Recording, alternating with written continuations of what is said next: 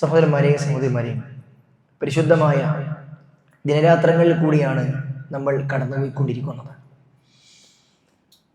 ദുൽഹിജ്ജ മാസം എന്നത് അല്ലാഹു സുബ്ഹാനഹു വ തആല പവിത്രമായി തിരഞ്ഞെടുത്ത മാസമാണ് എന്നും ഈ മാസത്തിന്റെ ആദ്യത്തെ 10 ദിവസങ്ങൾ അതിശ്രേഷ്ഠമായ ദിനങ്ങളാണ് എന്നുമെല്ലാം നാം കഴിഞ്ഞ ആഴ്ച സവിസ്തരം മനസ്സിലാക്കുകയുണ്ടായി. ഇന്ന് ദുൽഹിജ്ജ 4 ആണ്. പവിത്രമായ 10 ദിവസങ്ങളുടെ 4 ദിവസങ്ങൾ ഇന്നത്തോടുകൂടി നമ്മളിൽ നിന്നും കൊഴിഞ്ഞു പോകും. ഈ കഴിഞ്ഞ 4 ദിവസങ്ങളിൽ പവിത്രമായ പകലുകളിൽ നമ്മൾ എന്തു ചെയ്തു എന്നത് സ്വന്തത്തോടൊന്ന് ചോദിച്ച് ഉറപ്പുവരുത്തണം.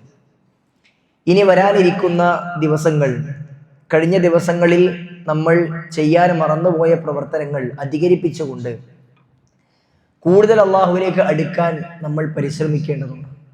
കാരണം മുൻഗാമികൾ പഠിപ്പിച്ചത് അല്ലാഹു സുബ്ഹാനഹു വ തആലയുടെ ദിവസങ്ങളിൽ വർഷത്തിലെ ഏറ്റവും ശ്രേഷ്ഠമായ ദിവസങ്ങളാണിത്. പരിശുദ്ധമായ റമളാൻ മാസത്തിന്റെ അവസാനത്തെ 10നേക്കാൾ ശ്രേഷ്ഠത ദുൽഹിജ്ജ മാസത്തിന്റെ ആദ്യത്തെ 10 ദിവസങ്ങൾക്കുണ്ട് എന്നാണ് പണ്ഡിതന്മാർ പഠിപ്പിക്കുന്നത്. റമളാനിലെ അവസാനത്തെ 10ന്റെ രാവിലാണ് പ്രാധാന്യമെങ്കിൽ ദുൽഹിജ്ജയുടെ ആദ്യത്തെ 10ന്റെ പകലിലാണ് പ്രാധാന്യം. പകൽ സമയം എന്ന് പറഞ്ഞാൽ ജീവന തിരക്കുകൾക്കിടയിൽ ആളുകൾ അശ്രദ്ധമായി കൊണ്ടിരിക്കുന്ന മാസമാണ്. അതുകൊണ്ട് തന്നെ ദിവസങ്ങളാണ്. അതുകൊണ്ട് തന്നെ ആ ദിവസത്തെ ബോധപൂർവം നമ്മൾ നന്മയിൽ ഉപയോഗപ്പെടുത്തിയിട്ടില്ല എങ്കിൽ നമ്മളെ സംബന്ധിച്ചിടത്തോളം വലിയ നഷ്ടം നമുക്കുണ്ടായി തീരുമെന്ന് നമ്മൾ മനസ്സിലാക്കുക. അതിൽ സഹോദരന്മാരെ, ഈ ദിവസങ്ങളിലെ ഏറ്റവും ശ്രേഷ്ഠമായ 2 ദിവസങ്ങളാണ് ഇനി നമ്മളിലേക്ക് കടന്നു വരാനിരിക്കുന്നത്. അത് ദുൽഹിജ്ജ 9 യൗമ അറഫയും ദുൽഹിജ്ജ 10 യൗമുൻ നഹർ അഥവാ യൗമുൽ ഈദുൽ അദ്ഹയുമാണ്. ഈ 2 ദിവസങ്ങൾ ഏറ്റവും ശ്രേഷ്ഠമായ ദിവസങ്ങളായിക്കൊണ്ടാണ് റസൂലുള്ളാഹി സ്വല്ലല്ലാഹു അലൈഹി വസല്ലം നമ്മളെ പഠിപ്പിച്ചിട്ടുള്ളത്. ഈ ദിവസത്തിന്റെ പ്രാധാന്യം നമ്മൾ മനസ്സിലാക്കിയാൽ ആ ദിവസത്തെ ഉപയോഗപ്പെടുത്താൻ നമുക്ക് കഴിയും. ആ ദിവസത്തിൽ എന്തൊക്കെ നന്മകൾ ചെയ്യാൻ കഴിയുമോ ആ നന്മകളെല്ലാം ചെയ്തുകൊണ്ട് റബ്ബിലേക്ക് അടുക്കാൻ നമ്മൾ പരിശ്രമിക്കണം. അല്ലാഹു സുബ്ഹാനഹു വ തആല പരിശുദ്ധമായ ഈ ദീനിനെ പരിപൂർണമാക്കാൻ വേണ്ടി തിരഞ്ഞെടുത്ത ദിവസമാണ് ദുൽഹിജ്ജ 9 യൗമ അറഫ എന്നത്.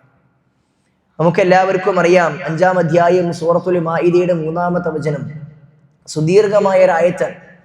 ആ ആയത്തിൽ അല്ലാഹു സുബ്ഹാനഹു വ തആല പഠിപ്പിച്ച ഒരു കാര്യമുണ്ട്. അൽ യൗമ അക്മൽതു ലക്കും ദീനക്കും വഅത്മംതു അലൈക്കും നിഅമതി വറദീതു ലക്കുമുൽ ഇസ്ലാമ ദീന. അൽ യൗമ അക്മൽതു ലക്കും ദീനക്കും, ഇന്നേ ദിവസം ഇതാ നിങ്ങളുടെ ദീനിനെ ഞാൻ പൂർത്തിയാക്കി തന്നിട്ടുണ്ട്. വഅത്മംതു അലൈക്കും നിഅമതി, എൻ്റെ നിഅമത്തിനെ, അനുഗ്രഹത്തെ ഞാൻ പരിപൂർണമാക്കി നൽകിയിട്ടുണ്ട്. വറദീതു ലക്കും അൽ ഇസ്ലാമ ദീന, ഈ ഇസ്ലാമി എന്ന മതത്തെ നിങ്ങൾക്ക് ദീനായിക്കൊണ്ട്, മതമായിക്കൊണ്ട് നാം തൃപ്തിപ്പെട്ട് നൽകിയിരിക്കുന്നു എന്ന് അല്ലാഹു സുബ്ഹാനഹു വ തആല പ്രഖ്യാപിച്ചത്, പ്രവാചകൻ സല്ലല്ലാഹു അലൈഹി വസല്ലമയുടെ പ്രഖ്യാപിക്കാൻ ആവശ്യപ്പെട്ടത് ചരിത്രത്തിൽ ഒരു ദുൽഹിജ്ജ 9-നാണ്. അള്ളാഹുവിന്റെ പ്രവാചകൻ സല്ലല്ലാഹു അലൈഹി വസല്ലം ജീവിതത്തിൽ അനുഷ്ഠിച്ച ഒരേ ഒരു ഹജ്ജ്, ആ ഹജ്ജിന്റെ ദിവസത്തിൽ, ആ ഹജ്ജ് കർമ്മത്തിനിടയിൽ ഏറ്റവും പ്രധാനപ്പെട്ട ദിവസമാണ് അറഫ ദിനം എന്നത്. പ്രവാചകൻ പഠിപ്പിച്ചില്ലേ, അൽ ഹജ്ജു അൽ അറഫ, ഹജ്ജ് എന്ന് പറഞ്ഞാൽ അറഫയാണ്. അറഫയിൽ സംഗമിക്കാത്തവന് ഹജ്ജ് ലഭിക്കുകയില്ല. നമ്മുടെ നാടുകളിൽ നിന്നൊക്കെ ധാരാളം ആളുകൾ ഹജ്ജ് കർമ്മത്തിന് വേണ്ടി പുറപ്പെട്ടിട്ടുണ്ട്. അവരൊക്കെ മക്കയിൽ എത്തിയിട്ടുണ്ട്. അല്ലാഹു സുബ്ഹാനഹു വ തആല അവർക്കെല്ലാം മഖ്ബൂലും മബ്റൂറുമായ രൂപത്തിൽ ഹജ്ജ് കർമ്മം നിർവഹിക്കാൻ തൗഫീഖ് നൽകുമാറാകട്ടെ. ആ ഹജ്ജ് കർമ്മത്തിൽ ഹജ്ജിന് ചെയ്യുന്ന ഹാജിമാർ ഏറ്റവും പ്രധാനമായും ചെയ്യേണ്ട പ്രവർത്തനമാണ് അറഫയിൽ സംഗമിക്കുക എന്നുള്ളത്. അറഫയുടെ പകൽ സമയത്ത് ഒരല്പനേരമെങ്കിലും അറഫയിൽ നിൽക്കുക എന്നത് ഏറ്റവും പ്രധാനപ്പെട്ട വിഷയമാണ്. ഹജ്ജിന്റെ മറ്റുള്ള കർമ്മങ്ങൾ, വാജിബാത്തുകളിൽ ഏതെങ്കിലും ഒന്ന് നഷ്ടപ്പെട്ടു പോയിട്ടുണ്ടെങ്കിൽ അവന് കഫാറത്തായിക്കൊണ്ട് മൃഗത്തെ അറുത്ത് കഴിഞ്ഞാൽ പകരമായി തീരും. എന്നാൽ അറഫയിൽ ഒരു വ്യക്തി സംഗമിച്ചിട്ടില്ല എങ്കിൽ അവന് ഹജ്ജ് ലഭിക്കുകയില്ല. അവൻ അടുത്ത വർഷം വീണ്ടും ഹജ്ജ് ചെയ്യേണ്ടതുണ്ട് എന്നാണ്. അതുകൊണ്ട് നമുക്കറിയാം, അറഫയിൽ സംഗമിക്കുന്ന സമയത്ത് ഹെലിപാഡിലൊക്കെ ഹാജിമാർ, രോഗികളായ ഹാജിമാരെ ഹെലികോപ്റ്ററിലൊക്കെ വന്നുകൊണ്ട് അറഫയിൽ ഇറക്കിയിട്ട് തിരിച്ചു കൊണ്ടുപോകുന്ന കാഴ്ചകളൊക്കെ നമ്മൾ എല്ലാ വർഷവും കാണാറുണ്ട്. മറ്റ് മിനയിലോ മുസ്ദലിഫയിലോ ഒന്നും ഇത്തരത്തിലുള്ള കാര്യങ്ങൾ കാണാറില്ല. കാരണം എന്താണ്? അതൊക്കെ ചെയ്തിട്ടില്ല എങ്കിലും അറവ് നടത്തിയാൽ അതിന് പ്രതികാരമായിക്കൊള്ളും, അതിനെ പരിഹരിക്കപ്പെടും. എന്നാൽ അറഫയിൽ നിർബന്ധമായും സംഗമിക്കേണ്ടതുണ്ട്. അങ്ങനെ പ്രവാചകൻ സല്ലല്ലാഹു അലൈഹി വസല്ലമയുടെ കൂടെ ഹജ്ജ് ചെയ്ത 1,00,000-ൽ പരം വരുന്ന സഹാബികളെ സാക്ഷി നിർത്തിക്കൊണ്ട് അല്ലാഹു സുബ്ഹാനഹു വ തആല പഠിപ്പിച്ചു, ഇതാ നിങ്ങൾക്ക് ദീന് പൂർത്തിയാക്കിയിട്ടുണ്ട്, ഇനി ഈ ദീനിലേക്കൊന്നും കൂട്ടാനോ കുറക്കാനോ ഇല്ല. അതുകൊണ്ടാണ് ഇമാം മാലിക് റഹിമഹുല്ലാ പറഞ്ഞത്, ഫമാലം യകുൻ യൗമഇദിൻ ദീനൻ ഫലാ യകുൻ ലിയൗമ ദീന. അന്നേ ദിവസം റസൂലുള്ളാഹി സ്വല്ലല്ലാഹു അലൈഹി വസല്ലമക്ക് ഈ ആയത്ത് ഇറങ്ങുന്ന ദിവസം എന്തൊക്കെ ദീനായിട്ടുണ്ടോ അത് മാത്രമേ ഇന്ന് ദീനായിട്ടുള്ളൂ. അന്ന് എന്തെല്ലാം ദീനല്ലാതിരുന്നിട്ടുണ്ടോ അത് ഇന്നും ദീനല്ല. ഈ ദീനിലേക്ക് എന്തെങ്കിലും കൂട്ടിച്ചേർക്കാനോ ഈ ദീനിലേക്ക് എന്തെങ്കിലും കുറക്കാനോ ഒരാൾക്കും അധികാരമില്ല. പണ്ഡിതന്മാർ പഠിപ്പിക്കുന്നു, വിശുദ്ധ ഖുർആനിൽ ഈ വചനത്തിന് ശേഷവും ആയത്തുകൾ ഇറങ്ങിയിട്ടുണ്ട്. അല്ലാഹു സുബ്ഹാനഹു വ തആല ആയത്തുകൾ വീണ്ടും ഇറക്കിയിട്ടുണ്ട്. പക്ഷേ ഈ ആയത്തിന് ശേഷം ഇസ്ലാമിൽ ഒരു നിയമവും പുതുതായി പഠിപ്പിച്ചിട്ടില്ല. ഇസ്ലാമിന്റെ ആചാര അനുഷ്ഠാന കർമ്മങ്ങൾ ഈ ആയത്തോടു കൂടി പൂർത്തിയായിട്ടുണ്ട്. പിന്നീട് തസ്കിയത്തുമായി ബന്ധപ്പെട്ട ആത്മസംസ്കരണങ്ങളുമായി ബന്ധപ്പെട്ട വചനങ്ങൾ മാത്രമാണ് അതിനുശേഷം ഇറങ്ങിയിട്ടുള്ളത്. മതത്തിന്റെ കാര്യങ്ങൾ പഠിപ്പിക്കുന്ന എല്ലാം ഈ ആയത്തോടു കൂടി പൂർണ്ണമായിട്ടുണ്ട്. അഥവാ ഈ ദീന് എങ്ങനെ നമ്മൾ ആചരിച്ച് മുന്നോട്ട് പോകണം എന്നത് അറഫ ദിനത്തിലാണ് അല്ലാഹു സുബ്ഹാനഹു വ തആല പരിപൂർണമാക്കി നൽകിയിട്ടുള്ളത്. അത് തന്നെ ഈ ദിവസത്തിന്റെ ഏറ്റവും വലിയ പ്രത്യേകതയാണ്. ആ ദിവസത്തെ പ്രത്യേകമായി കൂടെ തന്നെയാണ് വിശ്വാസികൾ കാണുന്നത്. എന്നാൽ വിശ്വാസികൾക്ക് ഒരു ദിവസത്തിന്റെ പ്രത്യേകത പ്രവാചകനെ പഠിപ്പിച്ചു നൽകിയാൽ ആ ദിവസത്തെ എങ്ങനെ ചെയ്യണമെന്നതും ഈ ദീന് പഠിപ്പിച്ചു നൽകിയിട്ടുണ്ട്. അതിനപ്പുറത്തേക്കൊന്നും ചെയ്യാൻ പാടില്ല. മഹാനായ ഉമർ ഇബ്നു ഖത്താബ് റളിയല്ലാഹു അൻഹു അടുക്കലേക്ക് ഒരു ജൂതനായ വ്യക്തി വന്നുകൊണ്ട് പറഞ്ഞു, ആയത്തുൽ ഫീ കിതാബിക്കും തഖറഊനഹ, അല്ലയോ ഉമറേ, നിങ്ങളുടെ കിതാബിൽ നിങ്ങളുടെ ഗ്രന്ഥത്തിൽ നിങ്ങൾ പാരായണം ചെയ്യുന്ന ഒരു ആയത്തില്ലേ, ലൗ അലൈനാ മഅ്ശറൽ യഹൂദി നസലത്, ഞങ്ങൾ ജൂതന്മാർക്കാണ് ഈ ആയത്ത് ഈ വചനം കിട്ടിയിട്ടുള്ളതെങ്കിൽ ലത്തഖദ്നാ ദാലികൽ യൗമ ഈദൻ, ഞങ്ങൾ ആ ദിവസത്തെ ഒരു ആഘോഷത്തിന്റെ ഈദിന്റെ ദിവസമാക്കി മാറ്റും. കാരണം ദീന് പൂർത്തിയാക്കി കിട്ടി, നമ്മളതങ്ങ് ആഘോഷിച്ച് തിമിർക്കുമായിരുന്നുവെന്ന് ജൂതനായ മനുഷ്യൻ ഉമർ ഇബ്നു ഖത്താബ് റളിയല്ലാഹു അൻഹുവിനോട് പറഞ്ഞു. ആ സമയത്ത് ഉമർ റളിയല്ലാഹു അൻഹു മറുപടി കൊടുത്തു, ഖദ് അറഫനാ ദാലികൽ യൗം, ഞങ്ങൾക്ക് ആ ദിവസം ഏതെന്നറിയാം. വൽ മകാന അല്ലദീ നസലത ഫീഹി അല നബി സല്ലല്ലാഹു അലൈഹി വസല്ലം, പ്രവാചകൻ സല്ലല്ലാഹു അലൈഹി വസല്ലമക്ക് ഈ ആയത്ത് പ്രവാചകൻ എവിടെ നിൽക്കുമ്പോഴാണ് എവിടെയാണ് ഇറങ്ങിയത് നമുക്ക് കൃത്യമായിട്ട് അറിയാം. വഹുവ ഖായിമുൻ ബിഅറഫ യൗമ ജുമഅ, ജുമഅ ദിവസം ഒരു വെള്ളിയാഴ്ച ദിവസമായിരുന്നു അന്ന് അറഫ ഉണ്ടായിരുന്നത്.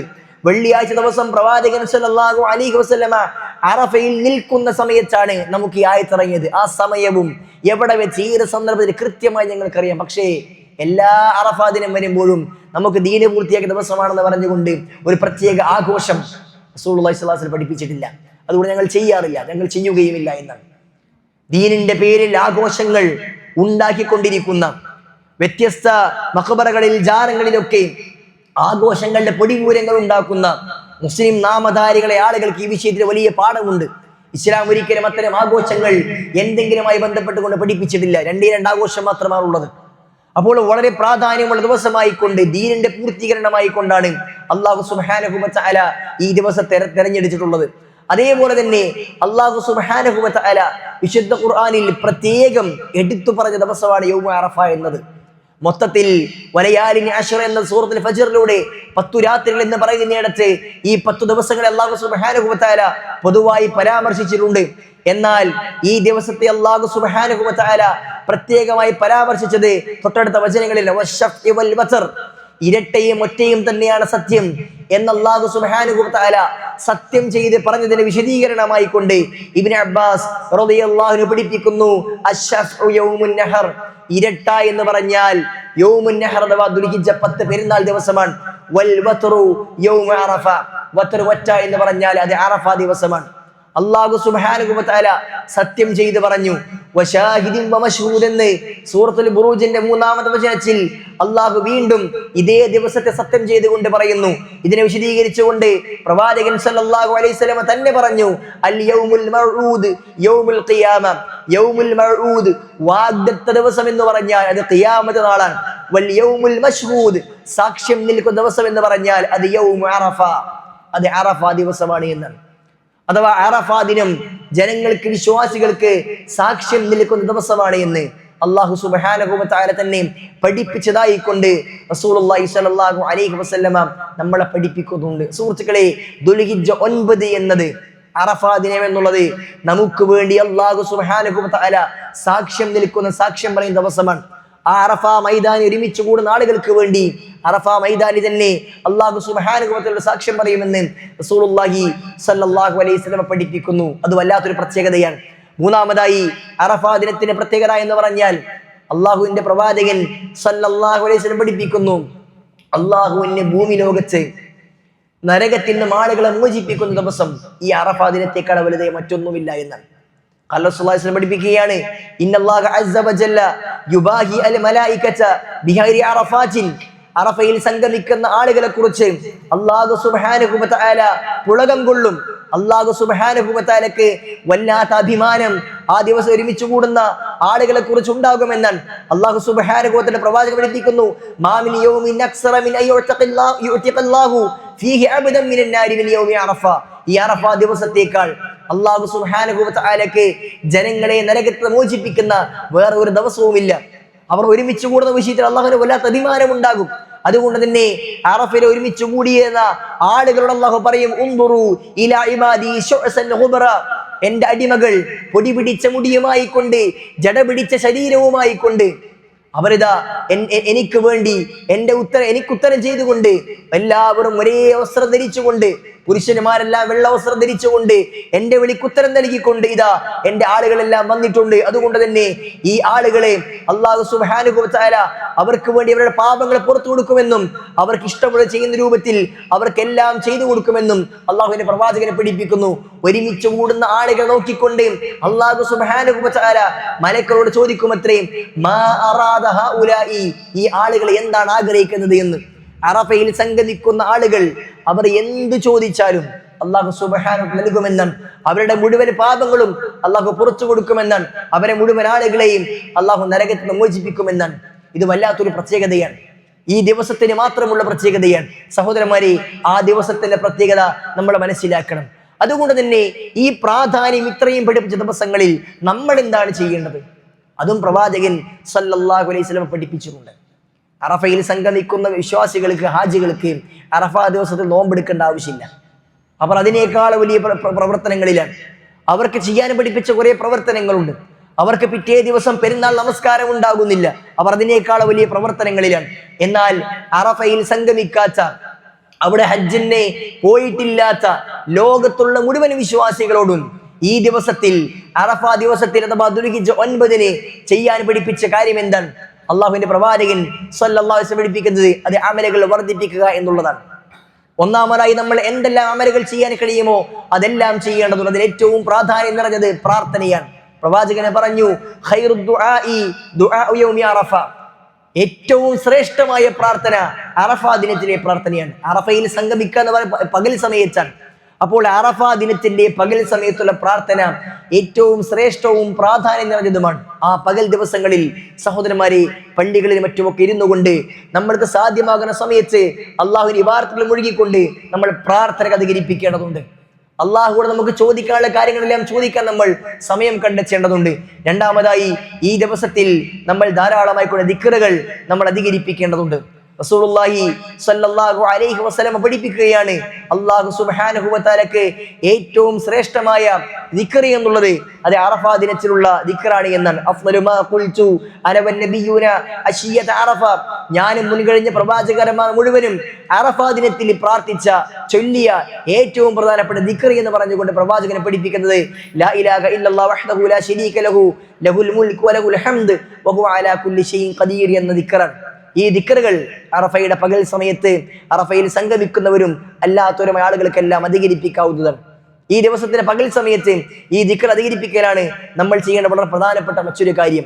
സുഹൃത്തുക്കളെ, സഹോദരന്മാരെ, മൂന്നാമത്തെ വിഷയം എന്ന് പറഞ്ഞാൽ അറഫാ ദിനത്തിൽ നമുക്ക് ചെയ്യാൻ കഴിയുന്ന ഏറ്റവും ശ്രേഷ്ഠമായ മറ്റൊരു കാര്യം എന്നുള്ളത് അത് അറഫാ ദിനത്തിൽ നോമ്പെടുക്കലാണ്.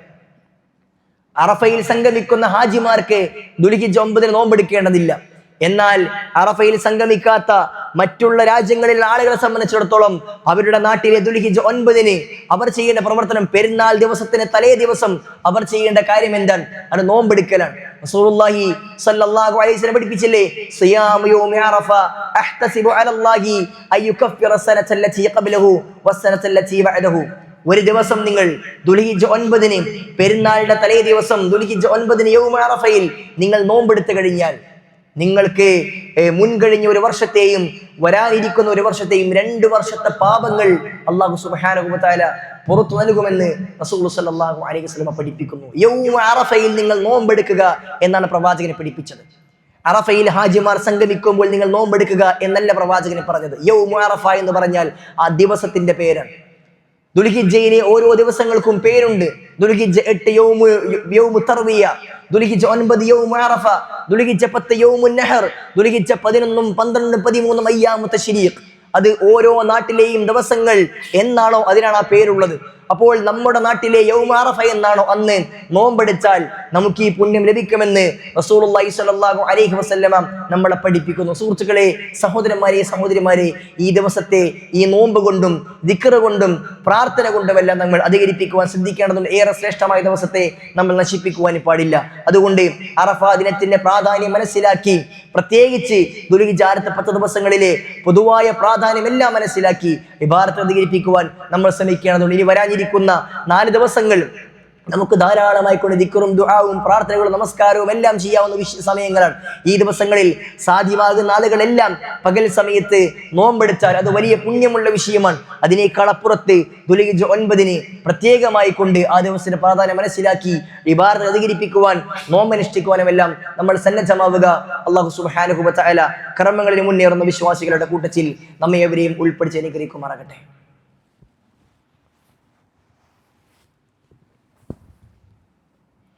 അൽഹംദുലില്ലാഹി റബ്ബിൽ ആലമീൻ. അല്ലാഹുമ്മ സ്വല്ലി വസല്ലിം വബാരിക് അലാ മുഹമ്മദിൻ വഅലാ ആലി മുഹമ്മദ്. അല്ലാഹു സുബ്ഹാനഹു വ തആലയെ സൂക്ഷിച്ചും ശ്രദ്ധിച്ചും ജീവിക്കണമെന്ന് ഒരിക്കൽ കൂടി ഓരോരുത്തരെയും ഉണർത്തുകയാണ്, ഉപദേശിക്കുകയാണ്. സഹോദരന്മാരെ, ദുൽഹിജ്ജ 9 അറഫാ ദിനത്തിന്റെ പ്രാധാന്യമാണ് നമ്മൾ മനസ്സിലാക്കിയത്.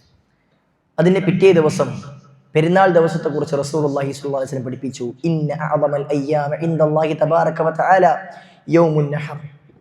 അല്ലാഹുവിന്റെ അടുക്കൽ ഏറ്റവും അഅളമായ, ഏറ്റവും മഹത്തരമായ ദിവസം എന്ന് പറഞ്ഞാൽ അത് യൗമുൻ നഹർ, അറവിന്റെ ദിവസമാണ്. ബലിയറുക്കുന്നതിന് ഏറ്റവും ശ്രേഷ്ഠമായ ദിവസം ദുൽഹിജ്ജ 10. റസൂലുള്ളാഹി സ്വല്ലല്ലാഹു അലൈഹി വസല്ലമയെ കുറിച്ച് സഹാബികൾ പഠിപ്പിച്ചത്, പ്രവാചകൻ സ്വല്ലല്ലാഹു അലൈഹി വസല്ലം പെരുന്നാൾ ദിവസത്തിൽ യൗമുൻ നഹറിൽ പ്രവാചകൻ സ്വല്ലല്ലാഹു അലൈഹി വസല്ലം വീട്ടിൽ നിന്ന് പുറപ്പെട്ടു. ആദ്യം നമസ്കരിച്ചു, പിന്നെ ഖുതുബ നടത്തി, പിന്നീട് പ്രവാചകൻ അറബ് നടത്തി എന്നാണ്. പ്രവാചകൻ ആദ്യം നമസ്കരിച്ചു, പിന്നെ ഖുതുബ നടത്തി, പിന്നെ അത് കഴിഞ്ഞ ശേഷം പ്രവാചകൻ അറബ് നടത്തി. ഏറ്റവും ശ്രേഷ്ഠം ആ ദിവസം അറുക്കൽ തന്നെയാണ്. എന്നാൽ ദുൽഹിജ്ജ 10 അറുക്കാൻ കഴിയാത്ത ആളുകൾക്ക് 11, 12, 13 ദിവസങ്ങളിൽ, അയ്യാമു തശ്രീഖിന്റെ ദിവസങ്ങളിൽ 7 ദിവസങ്ങളിലും അറുക്കൽ അനുവദനീയമാണ് എന്ന് പ്രവാചകൻ ഒരു ഇളവും നമുക്ക് അധികമായി ദിവസങ്ങൾ നൽകിയിട്ടുണ്ട്. ആ അറവ് ഏറെ പ്രാധാന്യമുള്ള വിഷയമായതുകൊണ്ടാണ് ആ ദിവസത്തിന് യൗമുൻ നഹർ എന്ന പേര് വന്നത്. സഹോദരന്മാരെ, സാന്ദർഭികമായി സൂചിപ്പിക്കട്ടെ, അറവുമായി ബന്ധപ്പെട്ട പ്രാധാന്യമൊക്കെ നമ്മൾ നേരത്തെ സൂചിപ്പിച്ചിട്ടുണ്ട്. ഇൻഷാ അല്ലാഹ് നമ്മുടെ പള്ളിയിൽ ഉദ്ഹിയ്യ അറവിന് 2-3 ആളുകൾ കൂടി അവസരം ബാക്കിയുണ്ട്. ആവശ്യമുള്ള ആളുകൾ എത്രയും പെട്ടെന്ന് ഇന്ന് തന്നെ സമീപിക്കണമെന്ന് ഓർമ്മപ്പെടുത്തുകയാണ്. പിന്നീട് നമുക്കൊരു പക്ഷേ അവസരം കിട്ടിയേക്കില്ല. നമുക്ക് സമ്പത്തുണ്ടെങ്കിൽ, നമുക്കതിനെ ചെയ്യാൻ മാത്രമുള്ള കഴിവുണ്ടെങ്കിൽ നമ്മൾ അതിൽ പങ്കാളികളാകേണ്ടതുണ്ട് എന്ന് സാന്ദർഭികമായി ഓർമ്മപ്പെടുത്തുകയാണ്. സഹോദരന്മാരെ, ആ ദുൽഹിജ്ജ 10 ശ്രേഷ്ഠതയുള്ള ദിവസമായി കൂടെ പഠിപ്പിച്ചു. അന്നേ ദിവസം നമുക്ക് പെരുന്നാളാണ്, ആഘോഷത്തിന്റെ ദിവസമാണ്. എന്നാൽ ആ ദിവസം നമ്മൾ ആഘോഷം എന്ന് പറഞ്ഞാൽ നമ്മുടെ നാട്ടിലുള്ള മറ്റുള്ള ആളുകൾ, വിശ്വാസികളും അല്ലാത്തവരുമായ ആളുകളൊക്കെ, മറ്റു മതങ്ങളുടെയും അല്ലാത്തവരുടെ ആളുകളൊക്കെ അവരുടെ ആഘോഷ ദിവസങ്ങളിൽ ചെയ്യുന്നത് പോലെ എന്തെങ്കിലുമൊക്കെ ചെയ്തു കൂട്ടിയിട്ട് അടിച്ചു പൊളിക്കുക എന്നുള്ളതല്ല നമ്മുടെ ആഘോഷം എന്ന് പറഞ്ഞാൽ. മറിച്ച് ആഘോഷ ദിവസവും ശ്രേഷ്ഠമായ ദിവസമായിക്കൊണ്ട് ഇബാദത്ത് അധികരിപ്പിക്കേണ്ട ദിവസമായിക്കൊണ്ടാണ് റസൂൽ സ്വല്ലല്ലാഹു അലൈഹി വസല്ലം പഠിപ്പിച്ചിട്ടുള്ളത്. അതുകൊണ്ട് ആ ദിവസത്തിന്റെ പ്രാധാന്യം മനസ്സിലാക്കി കൂടുതൽ കൂലി കരസ്ഥമാക്കുവാൻ നമ്മൾ ഈ ദിവസത്തിൽ ശ്രദ്ധിക്കേണ്ടതുണ്ട്. പെരുന്നാൾ ദിവസത്തിൽ ചെയ്യാൻ ഒരുപാട് സുന്നത്തും അദബുകളും റസൂൽ സ്വല്ലല്ലാഹു അലൈഹി വസല്ലം പഠിപ്പിച്ചിട്ടുണ്ട്. ആ അദബുകളും സുന്നത്തുകളും എല്ലാം നേടിയെടുത്ത് ആ ദിവസത്തെ ധന്യമാക്കുവാൻ നമ്മൾക്ക് കഴിയേണ്ടതുണ്ട്. ഒന്നാമതായി സഹോദരന്മാരെ, പെരുന്നാൾ ദിവസത്തിൽ അതിനെ തലേന്ന് മുതൽ നമ്മൾ ആരംഭിക്കേണ്ട വിഷയം തക്ബീർ അധികരിപ്പിക്കലാണ്. ദുൽഹിജ്ജ 1 മുതൽ നമുക്ക് എല്ലാ സമയത്തും തക്ബീറുകൾ ധാരാളമായി അധികരിപ്പിക്കാം. എത്രയും നമുക്ക് തക്ബീറുകൾ അധികരിപ്പിക്കാവുന്നതാണ്. എന്നാൽ ദുൽഹിജ്ജ് 9 അറഫാ ദിനത്തിന്റെ അന്ന് സുബഹി നമസ്കാരം മുതൽ പ്രത്യേകമായി കൂടെ നമസ്കാരങ്ങൾക്ക് ശേഷം തക്ബീർ അധികരിപ്പിക്കുവാൻ റസൂൽ സല്ലല്ലാഹു അലൈഹി വസല്ലം പഠിപ്പിച്ചിട്ടുണ്ട്. പെരുന്നാൾ ദിവസം ധാരാളമായി കൂടെ തക്ബീർ ചൊല്ലേണ്ടതുണ്ട്. മഹാനായ ഇബ്നു ഉമർ റളിയല്ലാഹു അൻഹുവിനെ പോലെ ആളുകളൊക്കെ അങ്ങാടികളിലേക്കൊക്കെ ഇറങ്ങിയിട്ട് ഒച്ചത്തിൽ തക്ബീർ ചൊല്ലിക്കൊണ്ട് ആളുകളൊക്കെ വിളിച്ചു കൂട്ടി അവർ ശബ്ദത്തിൽ തക്ബീർ ചൊല്ലിക്കൊണ്ട് നടന്നു പോകുമായിരുന്നുവെന്ന് നമുക്ക് അസറുകളിൽ കാണുവാൻ സാധ്യമാകും. അങ്ങനെ ധാരാളമായി കൊണ്ട് തക്ബീറുകൾ നമ്മൾ ചൊല്ലേണ്ടതുണ്ട്. പെരുന്നാൾ ദിവസത്തിൽ പ്രവാചകൻ സല്ലല്ലാഹു അലൈഹി വസല്ലം വേറെയും കുറെ സുന്നത്തുകൾ പഠിപ്പിച്ചിട്ടുണ്ട്. അന്നേ ദിവസം പ്രത്യേകമായ കുളിയുണ്ട്. പ്രത്യേകമായി കൊണ്ട് പെരുന്നാൾ ദിവസത്തിൽ സുന്നത്താക്കപ്പെട്ട കുളിയുണ്ട്. ജനാപത്തുകാരൻ കുളിക്കുന്നത് പോലെ വെള്ളിയാഴ്ച ദിവസത്തിൽ പള്ളിയിലേക്ക് വരുമ്പോൾ കുളിക്കാൻ പഠിപ്പിച്ചതുപോലെയാണ് കുളിക്കേണ്ടത്. അഥവാ ഇടത് കൈ കൊണ്ട് ഗുഹ്യാവയം നന്നായിക്കൊണ്ട് കഴുകി വൃത്തിയാക്കിയ ശേഷം പരിപൂർണമായി വുളു ചെയ്തുകൊണ്ട് ശരീരം മുഴുവൻ നനയുന്ന രൂപത്തിൽ കുളിക്കൽ പ്രത്യേകമായ സുന്നത്താണ്. ആ കുളിച്ചതിന് ശേഷം പുതിയ വസ്ത്രം ധരിക്കുക, അതല്ലെങ്കിൽ ഉള്ളതിൽ വെച്ച് ഏറ്റവും നല്ല വസ്ത്രം ധരിക്കുക എന്നുള്ളത് അത് പ്രത്യേകമായി സുന്നത്തായി റസൂൽ സല്ലല്ലാഹു അലൈഹി വസല്ലം പഠിപ്പിച്ചിട്ടുണ്ട്. ആ പുതുവസ്ത്രം ധരിക്കുമ്പോൾ അല്ലാഹുമ്മ ലക്കൽ ഹംദ് അൻത കസൗതനീഹി അസ്അലുക ഖൈറഹു വഖൈറ മാ സുനിഅ ലഹു വഅഊദു ബിക മിൻ ശർരിഹി വശർരി മാ സുനിഅ ലഹു എന്ന പ്രാർത്ഥന, അല്ലാഹുവേ ഇതിന്റെയും ഇതുണ്ടാക്കിയതിന്റെയും നന്മയിൽ നിന്നും നന്മയിൽ നിന്ന് ഞാൻ തേടുകയും തിന്മയിൽ നിന്ന് രക്ഷ തേടുകയും ചെയ്യുന്ന പ്രാർത്ഥന പ്രാർത്ഥിക്കുവാൻ പ്രവാചകൻ സല്ലല്ലാഹു അലൈഹി വസല്ലം പ്രത്യേകമായി പഠിപ്പിച്ചിട്ടുണ്ട്. പുതുവസ്ത്രം ധരിച്ചവനെ കാണുമ്പോൾ പള്ളിയിലേക്ക് വരുമ്പോൾ കുടുംബ വീടുകളിലേക്ക് പോകുമ്പോഴൊക്കെ ഇൽബസ് ജദീദൻ വൈഷ് ഹമീദൻ വമുത് ഷഹീദൻ എന്ന പ്രാർത്ഥന പ്രാർത്ഥിക്കുവാൻ പ്രവാചകൻ സല്ലല്ലാഹു അലൈഹി വസല്ലം നമുക്ക് വേണ്ടി പഠിപ്പിച്ചിട്ടുണ്ട്. പള്ളിയിലേക്ക് നമ്മൾ നേരത്തെ പുറപ്പെടാൻ, പെരുന്നാൾ നമസ്കരിക്കുവാൻ, പിന്നെ ഈദ് മുസല്ലകളിലേക്ക് വളരെ നേരിട്ട് പുറപ്പെടുവാൻ പ്രവാചകൻ സല്ലല്ലാഹു അലൈഹി വസല്ലം പഠിപ്പിച്ചിട്ടുണ്ട്. അതിൽ യൗമുൻ നഹറിൽ ദുൽഹിജ്ജ 10 ഈദുൽ അദ്ഹയിൽ പ്രത്യേകമായി പഠിപ്പിച്ച കാര്യം അന്ന് ഭക്ഷണം ഒന്നും കഴിക്കാതെയാണ് നമ്മൾ മുസല്ലയിലേക്ക് പുറപ്പെടേണ്ടത്. ഈദുൽ ഫിത്തറിന്റെ അന്ന് 30 ദിവസം നോമ്പെടുത്ത കാരണത്താൽ പിറ്റേ ദിവസം എന്തെങ്കിലും ഒക്കെ ഭക്ഷിച്ച ശേഷം പള്ളിയിലേക്ക് പുറപ്പെടാനാണ് പ്രവാചകൻ സല്ലല്ലാഹു അലൈഹി വസല്ലം പഠിപ്പിച്ചത്. എന്നാൽ ദുൽഹിജ്ജ 10 യൗമുൻ നഹറിൽ ഭക്ഷണമൊന്നും കഴിക്കാതെ പള്ളിയിലേക്ക് പോകുക, നേരത്തെ നമസ്കാരം നടത്തി പിരിഞ്ഞു വന്ന് പിന്നെ ഭക്ഷണം കഴിക്കലാണ് പ്രവാചകന്റെ സുന്നത്ത്. അതൊരു പ്രത്യേക സുന്നത്താണ്. നമ്മൾ ചായയും ഒക്കെ നമുക്കൊരു ശീലം ഉണ്ടാകും. ആ ശീലമൊക്കെ അന്നേ ദിവസം പ്രവാചകന്റെ സുന്നത്തിന് വേണ്ടി മാറ്റിവെച്ച് ഭക്ഷണം കഴിക്കാതെ പള്ളിയിലേക്ക് പോകുവാൻ നമ്മൾ ശ്രദ്ധിക്കേണ്ടതുണ്ട്. അതേപോലെ തന്നെ സഹോദരന്മാരെ, പള്ളിയിലേക്ക് മുസല്ലിയിലേക്ക് പോകുന്നതും തിരിച്ചു വരുന്നതും 2 വഴികളിലൂടെയാകുവാനും തക്ബീർ അധികരിപ്പിക്കുവാനും നമസ്കരിക്കാനും വേണ്ടി നേരത്തെ എത്തി അതിനുവേണ്ടി കാത്തിരിക്കൽ പ്രത്യേകം സുന്നത്തായി പഠിപ്പിച്ചിട്ടുണ്ട്. പള്ളിയിലേക്ക് ഈദ് മുസല്ലയിലേക്ക് എല്ലാവരും, വീട്ടിലുള്ള മുഴുവൻ ആളുകളും, അത് ഹൈളകാരിയായ സ്ത്രീകളാണെങ്കിൽ പോലും അവർ പോലും നമസ്കാര സ്ഥലത്തേക്ക് അവർ വരേണ്ടതുണ്ട്. നമസ്കരിക്കേണ്ടതില്ലാത്ത സ്ത്രീകൾ നമസ്കാര സ്ഥലത്ത് നിന്ന് മാറി നിൽക്കുകയും അവർ ആ നന്മയിലും പ്രാർത്ഥനയും ഒരുമിച്ച് കൂടട്ടെ എന്ന് റസൂൽ സല്ലല്ലാഹു അലൈഹി വസല്ലം പ്രത്യേകമായി പഠിപ്പിച്ചിട്ടുണ്ട്. അതേപോലെ തന്നെ ഈദിന്റെ ദിവസം കുടുംബക്കാരൊക്കെ ഒരുമിച്ച് കൂടിക്കൊണ്ട് സന്തോഷം പരസ്പരം പങ്കുവെക്കലും പരസ്പരം ആശംസകൾ നേരിടലുമൊക്കെ റസൂൽ സല്ലല്ലാഹു അലൈഹി വസല്ലമയുടെ സ്വഹാബികളൊക്കെ ചെയ്തു പോന്നിരുന്ന ഒരു പ്രത്യേകമായ കാര്യമാണ്. പെരുന്നാൾ ദിവസം എന്ന് പറഞ്ഞാൽ ആഘോഷത്തിന്റെ ദിവസമാണ്. ആ ആഘോഷം പരസ്പരം സന്തോഷം പങ്കിട്ടും സമ്മാനങ്ങൾ കൊടുത്തുമൊക്കെയാണ്. ആ സന്തോഷം പങ്കിട്ടും ആടിയും പാടിയും ഒക്കെ അനുവദിക്കപ്പെട്ട ഹറാമുകൾ കൂടിക്കലരാത്ത, സംഗീതമില്ലാത്ത രൂപത്തിൽ, അന്യ സ്ത്രീ പുരുഷന്മാർ കൂടിക്കലരാത്ത രൂപത്തിൽ കുടുംബത്തിലുള്ള മഹറമായ ആളുകളൊക്കെ അവർ ചേർന്നുകൊണ്ട് പെൺകുട്ടികൾ വേറെ മാറി നിന്നുകൊണ്ടൊക്കെ പാട്ടുപാടിയും പരസ്പരം സന്തോഷം പങ്കിട്ടും സമ്മാനം കൊടുത്തുമൊക്കെ സന്തോഷിക്കേണ്ട ദിവസമാണ് പെരുന്നാൾ എന്ന് പറയുന്നത്. അതല്ലാതെ പള്ളിയിൽ പോവുക, നിസ്കരിക്കുക, തിരിച്ച് വീട്ടിൽ വരിക, കിടന്നുറങ്ങുക, ഭക്ഷണം കഴിക്കുക, ഇങ്ങനെ വിരസമായ ഒരു പെരുന്നാളല്ല ഇസ്ലാം പഠിപ്പിക്കുന്നത്. ആളുകളൊക്കെ ഒരുമിച്ച് കൂടി സന്തോഷം പരസ്പരം പങ്കിടുന്ന സന്തോഷത്തിന്റെ ദിവസമായി കൊണ്ട് തന്നെ ഈ ദിവസത്തെ മാറ്റിത്തീർക്കുവാൻ നമ്മൾ ശ്രദ്ധിക്കേണ്ടതുണ്ട്. ആ രൂപത്തിൽ എല്ലാ സുന്നത്തുകളും നേടിയെടുത്തുകൊണ്ട് നമ്മൾ ആ ദിവസം പ്രത്യേകമായി കൊണ്ട് ഇബാദത്ത് അധികരിപ്പിക്കേണ്ടതുണ്ട്. ആ ദിവസത്തിൽ പള്ളികളിൽ നമസ്കരിക്കാനായി ജമാഅത്തിന് വേണ്ടി പുരുഷന്മാരെത്തുവാൻ പ്രത്യേകം ശ്രദ്ധിക്കേണ്ടതുണ്ട്. വീടുകളിൽ സ്ത്രീകളും നമസ്കാരം ഒഴിവാക്കാതിരിക്കാൻ പ്രത്യേകം ശ്രദ്ധിക്കേണ്ടതുണ്ട്. എടുക്കുന്ന വസ്ത്രം, ധരിക്കുന്ന വസ്ത്രം അല്ലാഹു സുബ്ഹാനഹു വ തആല ഏറ്റവും ശ്രേഷ്ഠമാക്കിയ ദിവസത്തിലെ നമ്മുടെ വസ്ത്രം ഒരിക്കലും അനിസ്ലാമികമായ വസ്ത്രമാകാതിരിക്കുവാൻ കുടുംബത്തിലെ ഓരോരുത്തരും ശ്രദ്ധിക്കേണ്ടതുണ്ട്. നമ്മുടെ മക്കളും മറ്റുള്ളവരുമൊക്കെ അനാവശ്യങ്ങളിൽ ഇടപെടാതിരിക്കുവാനൊക്കെ മാതാപിതാക്കൾ പ്രത്യേകമായി ശ്രദ്ധിക്കേണ്ടതുണ്ട്. അങ്ങനെ എല്ലാ കാര്യങ്ങളും ശ്രദ്ധിച്ചുകൊണ്ട് നന്മകൾ ധാരാളമായിക്കൊണ്ട് വാരിക്കൂട്ടുന്ന ദിവസമായിക്കൊണ്ട് പെരുന്നാൾ ദിവസം നമ്മൾ മാറ്റിയെടുക്കുക. അതുകൊണ്ട് സഹോദരന്മാരെ, വരാനിരിക്കുന്ന 2 വലിയ മഹത്തായ ദിവസങ്ങൾ, 1 ദുൽഹിജ്ജ 9 യൗമുൽ അറഫയും 2 ദുൽഹിജ്ജ 10 യൗമുൻ നഹറും, അത് രണ്ടും നമ്മൾ പുണ്യം കരസ്ഥമാക്കുവാൻ വാരിക്കൂട്ടാൻ നമ്മൾ ഉപയോഗപ്പെടുത്തേണ്ടതുണ്ട്. അല്ലാഹു സുബ്ഹാനഹു വ തആല അതിനെ നമുക്ക് ഏവർക്കും നല്ല തൗഫീഖ് നൽകി അനുഗ്രഹിക്കുമാറാകട്ടെ.